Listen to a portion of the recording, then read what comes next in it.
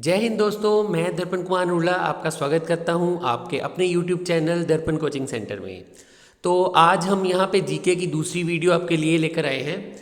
ये वीडियो हमने वैसे तो army GD, army tradesman, army clerk और आर्मी टेक्निकल के लिए ही बनाई है, लेकिन जैसा मैंने पहली वीडियो में बताया था कि मैंने देखा कि कुछ सिलेबस सेम है इसका। पंजाब पुलिस, एसएससी और जितने भी बाकी 12th बेस एग्ज़ाम है उन सब के साथ इसका जीके और जीएस का सिलेबस काफ़ी सिमिलर है। तो आप सब एग्ज़ाम्स के लिए ये वीडियो देख सकते हैं। प्रेफरेबली तो हमने आर्मी जीडी, आर्मी क्लर्क और टेक्निकल के लिए बनाई है या ट्रेडमैन के लिए बनाई है। तो इस वीडियो में भी आपको 25 क्वेश्चंस देखने को मिलेंगे, 25 क्वेश्चन देखने को मिलेंगे। पहली वीडियो की तरह आप एक कॉपी और पेन ले लें और अपने नोट्स वगैरह बनाना कंटिन्यू करें।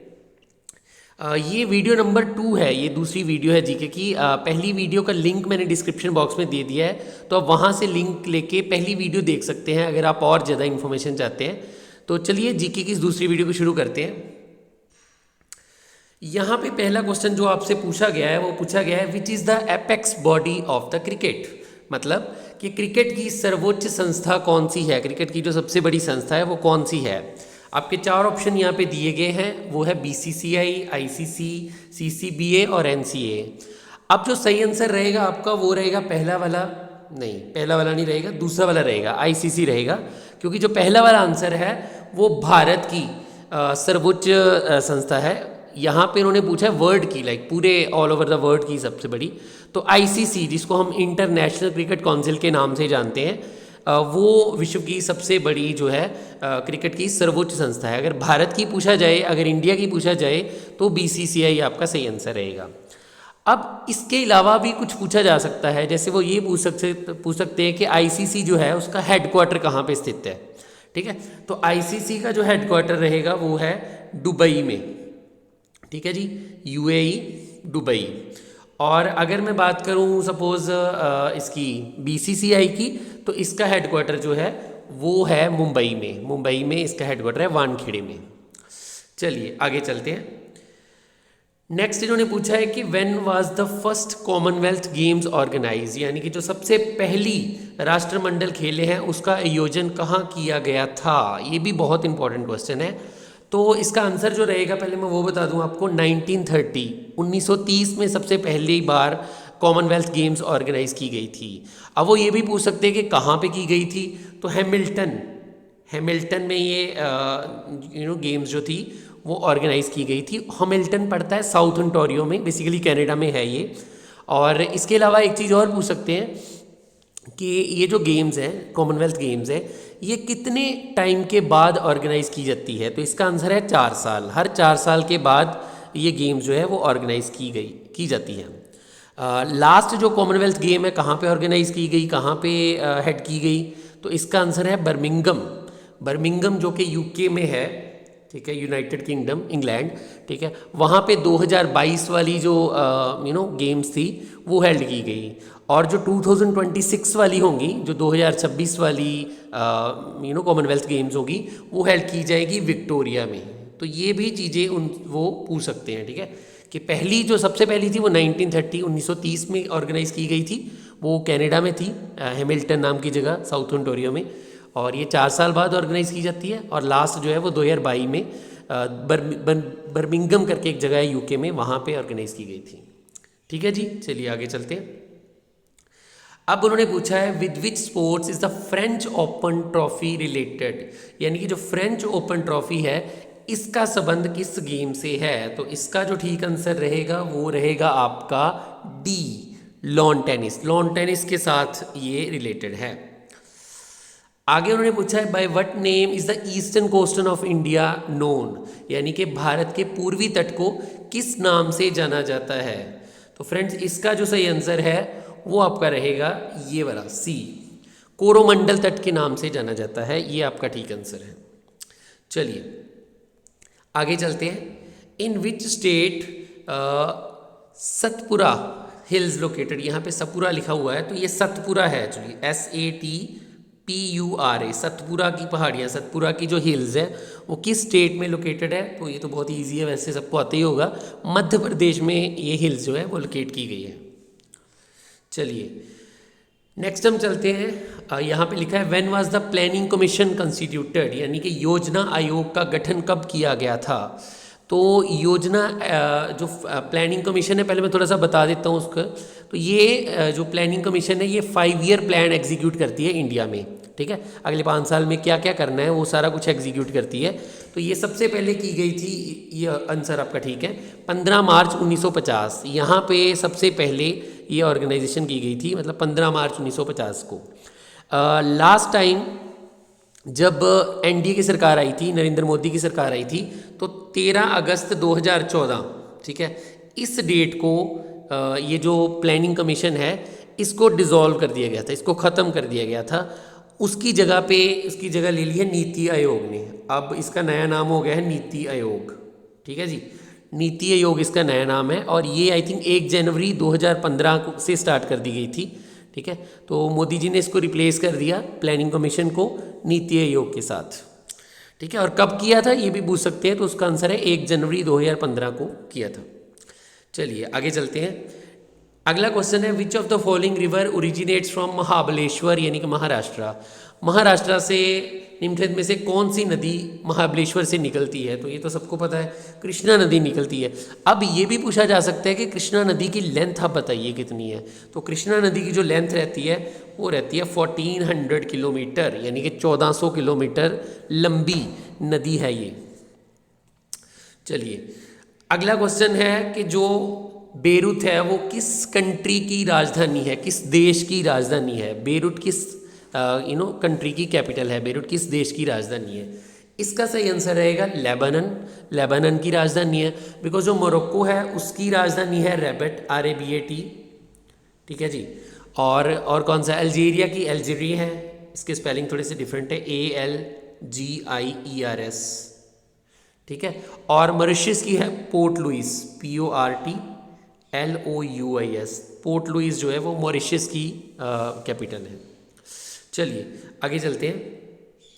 नेक्स्ट लिखा है कि जो जौनपुर है वो किसके द्वारा फाउंड किया गया था, मतलब जौनपुर की स्थापना किसके द्वारा की गई थी, कब की गई थी ये भी पूछा जा सकता है, किसके द्वारा की गई थी ये भी पूछा जा सकता है, किसकी याद में की गई थी ये भी पूछा जा सकता है। 3 क्वेश्चन यहाँ पे बन रहे हैं।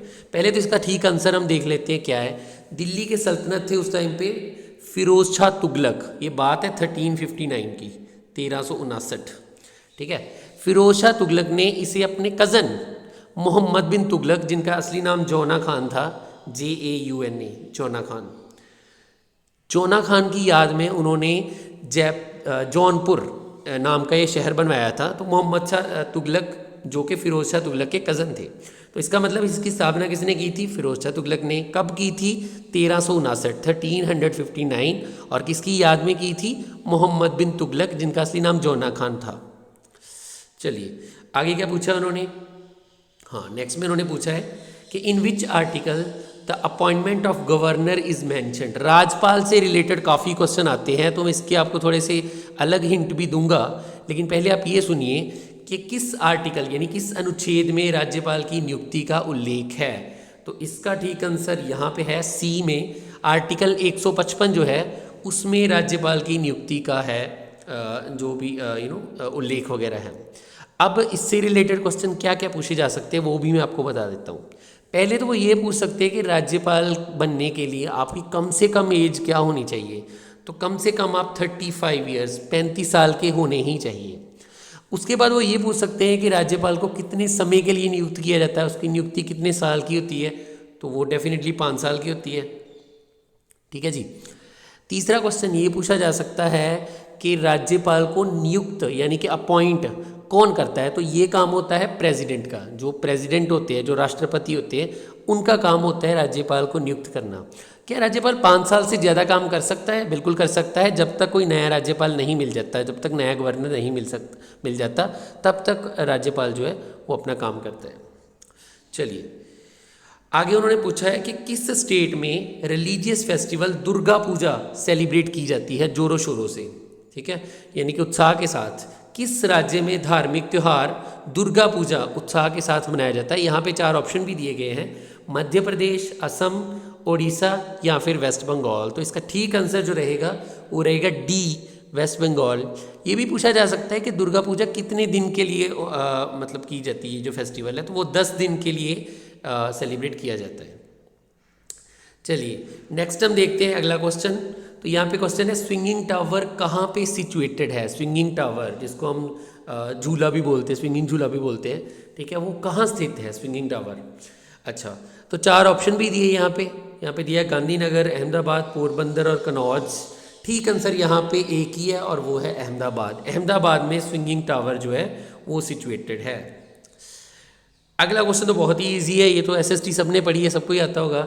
विच of the following is the international date line, यानी कि निम्न में से कौन सी अंतर्राष्ट्रीय तिथि रेखा है। इसका तो सीधा सा आंसर है ए 180 डिग्री लॉन्गिट्यूड। ये तो बहुत सिंपल था।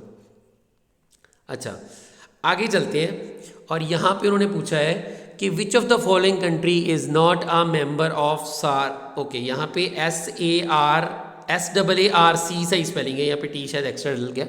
SAARC सार्क कौन सी कंट्री है जिसके मेंबर नहीं है। पहले तो हम सार्क के बारे में जानते हैं ये है क्या, तो इसकी फुल फॉर्म है south Asian association for regional cooperation, SAARC south Asian association for regional cooperation. अब इसमें 7 कंट्रीज इन्वॉल्व थी पहले जब ये फाउंड किया गया था, एस्टेब्लिश किया गया था। कब एस्टेब्लिश किया गया था ये भी पूछा जा सकता है वैसे, लेकिन पहले 7 कंट्रीज थी और वो कंट्रीज थी इंडिया, सबसे पहले तो इंडिया आता था, ठीक है, उसके बाद आता था भूटान, भूटान के बाद आता था श्रीलंका, और श्रीलंका के बाद आता था मालदीव्स भी आता था, और उसके बाद आता था पाकिस्तान, बिल्कुल ठीक है जी, पाकिस्तान के बाद आता था बांग्लादेश, BAN बांग्लादेश, ठीक है, और बांग्लादेश के बाद आता था नेपाल। ये 7 कंट्रीज थी पहले। फिर 2008 में यहाँ पे अफ़गानिस्तान को भी ऐड कर दिया गया। तो इंडिया, भूटान, श्रीलंका, मालदीव्स, पाकिस्तान, बांग्लादेश, नेपाल और अफ़गानिस्तान 2008 में ऐड किया गया। ये इस्टेब्लिश हुआ था 1985 में, ठीक है। ये भी आपको पूछा जा सकता है कि कब इस्टेब्लिश किया गया था, तो 1985 में ये ढाका बांग्लादेश में इस्टेब्लिश किया गया था। SAARC है इसका। चलिए नेक्स्ट है कि हरिसेन जो है वो किस राज्य के कवि थे, राज्य के नहीं किस राजा के कवि थे, सॉरी, किस राजा के कवि थे, ठीक है, किस राजा के वो कवि थे। तो यहाँ पे जो आंसर है पहले वो बता देता हूँ, समुद्रगुप्त के कवि थे, ठीक है, समुद्रगुप्त एक राजा था, उनके कवि का नाम हरिसेन था। यहाँ पे हर्षवर्धन के जो कवि है वो भी काफ़ी फेमस है वैसे, बानाभट्ट नाम है उनका, बानभट्ट बोलते हैं वैसे, बानाभट्ट नहीं बोलते, लिखने में ये आता है, लेकिन बानभट्ट जो है वो भी एक बड़े फेमस कवि थे, और वो हर्षवर्धन जो एक किंग हुए हैं उनके अंडर वो आते थे, ठीक है, उनके कवि थे वो। चलिए नेक्स्ट आते हैं। अगला क्वेश्चन उन्होंने पूछा है कि जो विरूपक्ष मंदिर का निर्माण है वो किस राजवंश ने करवाया था। यहाँ पे 4 ऑप्शन भी है, तुलुव वंश, चालुक्य वंश, चोल वंश या फिर संगम वंश। तो किस वंश ने करवाया था, तो यहाँ पे आंसर आपका रहेगा ये वाला B, इसका आंसर है चालुक्य जो वंश है उन्होंने इनका जो निर्माण था वो करवाया था। चलिए आगे साइंस पे आ जाते हैं थोड़ा सा, काफ़ी देर से हम हिस्ट्री पढ़ रहे हैं। The atomic number of an element is 17 and mass number is 36। What will be the number of neutrons in the nucleus. देखिए न्यूट्रॉन निकालने का तो सीधा सा ही भाई फार्मूला है, जो इसकी द्रव्यमान संख्या है जिसको हम एटॉमिक मास भी बोलते हैं, मास नंबर भी बोलते हैं, उसमें से परमाणु क्रमांक यानी कि एटॉमिक नंबर माइनस कर दो। सीधी सी बात है, मास में से नंबर माइनस कर दो। यहाँ पे सब कुछ दिया हुआ है, ये रहा आपका मास नंबर 36 और ये रहा आपका एटॉमिक नंबर, ठीक है, दोनों को मैंने माइनस कर दिया तो मेरा आंसर भी आ गया 19। अब सस्पेंस ये है कि न्यूट्रॉन अगर पूछा जाए तब तो बहुत ईजी है कि मास में से नंबर माइनस कर देना है। क्या होगा अगर आपको इलेक्ट्रॉन पूछा गया, मान लो आपको क्वेश्चन ऐसा होता कि एटॉमिक नंबर 17 है, 17 है और मास नंबर 36 है, तो आप बताइए इसमें इलेक्ट्रॉन कितने हैं। तो देखो इलेक्ट्रॉन उतने ही होते हैं जितना किसी का एटॉमिक नंबर होता है। इनफैक्ट आपको जान के हैरानी होगी प्रोटॉन भी उतने ही होते हैं, जितने इलेक्ट्रॉन होते हैं उतने ही प्रोटॉन होते हैं और उतना ही उनका एटॉमिक नंबर होता है। तो अगर यहाँ पे इलेक्ट्रॉन या प्रोटॉन पूछा गया होता तब आप 17 आंसर देते, 17। क्यों? क्योंकि वही एटॉमिक नंबर है और जितना एटॉमिक नंबर होता है उतने इलेक्ट्रॉन उतने प्रोटॉन। अगर न्यूट्रॉन का पूछे तो न्यूट्रॉन के लिए आप मास में से नंबर माइनस कर दो तो आपका आंसर आ जाएगा। चलिए नेक्स्ट चलते हैं। अब यहाँ पे पूछा गया है थोड़ा सा टेक्निकल क्वेश्चन, इसको ध्यान से सुनना, ये आया हुआ है पेपर्स में। When iron rust its weight, मतलब जब लोहे को जंग लगता है तो क्या उसका भार बढ़ता है, कम होता है, उसमें कोई परिवर्तन नहीं होता, या फिर इनमें से कोई नहीं। हमें थोड़ा सा ये समझना होगा कि आयरन को जंग लगने का मतलब क्या है। देखिए ये आपका आयरन है Fe, ठीक है, जंग लगा मतलब इसने ऑक्सीजन के साथ रिएक्ट कर लिया, ऑक्सीजन के साथ, तो ये बन गया FeO2। अब आप देखो पहले तो अकेला आयरन था, अब ऑक्सीजन भी साथ में हो गया, ऑक्सीजन का भी मास होता है, ऑक्सीजन का भी भार होता है, तो जब भी लोहे को जंग लगता है उसका जो मास है, उसका जो भार है वो बढ़ता है, बिकॉज उसमें ऑक्सीजन भी आ जाता है ना। तो जब ऑक्सीजन आ जाता है तो ऑक्सीजन का भी अपना भार होता है, तो दोनों का मिला के भार बढ़ जाता है। चलिए आगे चलते हैं। आगे इन्होंने पूछा कि जो फायर फाइटिंग क्लॉथ्स होते हैं, ऐसे क्लॉथ्स जो पहन के हम फायर से फाइट कर सकते हैं, मतलब आग में जा सकते हैं और हमें कोई खतरा ना हो, ये किस चीज़ से बनते हैं, ये किस चीज़ से बनते हैं। तो इसका जो ठीक आंसर है वो डेफिनेटली बी है, अबेस्टस इसको बोलते हैं, अभ्रक भी बोलते हैं कई बार। आयरन, सिल्क या कॉटन तो इसका ठीक आंसर बिल्कुल नहीं हो सकते, अबेस्टस ही सही आंसर है। और कई बार ये भी पूछ लेते हैं कि अबेस्टस जो होता है उसका मेल्टिंग पॉइंट, यानी कि वो किस तापमान पे जाके पिघलता है, तो उसका मेल्टिंग पॉइंट जो है वो वेरी करता है 400 डिग्री सेल्सियस से लेके 1040 डिग्री सेल्सियस तक, ये उसका मेल्टिंग पॉइंट है। इस टेम्परेचर पे जाके हार्डली वो मेल्ट करता है, यानी कि इस तापमान पे जाके वो पिघलता है। ठीक है जी, चलिए आगे चलते हैं। आगे उन्होंने पूछा है बाइल इज स्टोर्ड इन, यानी जो पित्त है, पित्त कहाँ पे संग्रहित होता है, तो वो तो फिर पित्ताशय में होता है, गाल ब्लैडर में होता है, ये तो सीधा सही है। ठीक है, पित्त जो है वो पित्ताशय में यानी कि गाल ब्लैडर में ही संग्रहित होता है, स्टोर होता है। आगे उन्होंने पूछा है कि पल्सेस, जो दाल होती है, जो हम दाल खाते हैं, वो किस चीज़ का अच्छा सोर्स है, वो किस चीज़ से लाइक क्या है उसमें जो बहुत अच्छा होता है, क्या हमें बहुत ज़्यादा अच्छी मात्रा में मिलता है। तो दाल में हमें वैसे तो सब कुछ मिल जाता है, लेकिन प्रोटीन जो है वो सबसे अच्छी मात्रा में, तो दाल जो है वो सबसे अच्छा स्रोत है प्रोटीन का। चलिए आगे उन्होंने पूछा जो लाइट वेव्स है, जो लाइट वेव्स है, ठीक है, यानी प्रकाश की तरंगे हैं, ये क्या है, ये किस तरह की तरंगे हैं, क्या ये इलेक्ट्रॉनिक तरंगे हैं, क्या ये चुंबकीय तरंगे हैं, क्या ये विद्युत चुंबकीय हैं, या फिर स्थिर इलेक्ट्रॉनिक तरंगे हैं। देखिए पहले मैं आपको बता दूं, जो लाइट होती है ना, जो प्रकाश होता है, उसमें दो तरह के फील्ड होते हैं, एक होता है इलेक्ट्रिक फील्ड, ठीक है, और दूसरा होता है मैग्नेटिक फील्ड। ठीक है, इसका मतलब इसमें इलेक्ट्रॉनिक तरंगे, विद्युत तरंगे भी होती हैं और चुंबकीय तरंगे भी होती, दोनों होती है। तो फिर आपका आंसर ऑटोमेटिकली आ जाता है सी, इलेक्ट्रोमैग्नेटिक, यानी इलेक्ट्रिक भी है मैग्नेटिक भी है, लाइट में दोनों चीज़ें होती हैं। ठीक है जी, चलिए आगे चलते हैं। आगे उन्होंने पूछा which of the following has no effect on speed of sound, यानी कि जो इनमें से कौन है इसका ध्वनि की गति पे कोई प्रभाव नहीं पड़ता। सिर्फ प्रेशर है जिसका ध्वनि की गति पे कोई प्रभाव नहीं पड़ता, बाकी सबका प्रभाव जो है डेफिनेटली पड़ता है। अगला क्वेश्चन है what is the location of the atmosphere use for conduction of radio waves. जो रेडियो वेव्स है, रेडियो तरंगे हैं, उनके चालन के लिए, उनकी कंडक्शन के लिए कौन सा वायुमंडल है जिसकी स्थिति हम देख रहे हैं। तो यहाँ पे आंसर आएगा आपका आइनोस्फीयर, क्योंकि जो रेडियो वेव्स है वो आइनोस्फीयर में ही कंडक्ट करती हैं। ठीक है, जिसको हम आयान मंडल भी बोलते हैं, उसमें सिर्फ कंडक्शन होती है इनकी। एक और क्वेश्चन ले लेते हैं। यहाँ पे क्वेश्चन है कितने साल बाद, मतलब भारत के राष्ट्रपति द्वारा जो वित्त आयोग है, जो फाइनेंस कमीशन है, वो कितने साल बाद अपॉइंट किया जाता है। भारत के राष्ट्रपति द्वारा वित्त आयोग की नियुक्ति कितने वर्षों के बाद की जाती है। देखिए चाहे प्राइम मिनिस्टर है, चाहे गवर्नर है, चाहे फाइनेंस कमीशन है, इनका सेम ही आंसर है, ये है 5 साल। 5 साल के बाद ये अपॉइंट किए जाते हैं। फ्रेंड्स ये वीडियो यहीं पे ख़त्म होती है। आई होप ये वीडियो आपको अच्छी लगी होगी।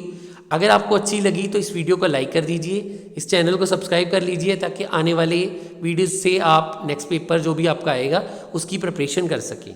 ठीक है, इस वीडियो में तो कोई गलती की कोई संभावना नहीं है, सारे ही क्वेश्चन गूगल वेरीफाइड है। फिर भी अगर आपको कुछ लगा तो आप नीचे कमेंट सेक्शन में कमेंट करके हमें बता सकते हैं। इस वीडियो में हमें इतना ही है, नेक्स्ट थर्ड वीडियो में मिलेंगे जल्दी आपसे। नमस्कार।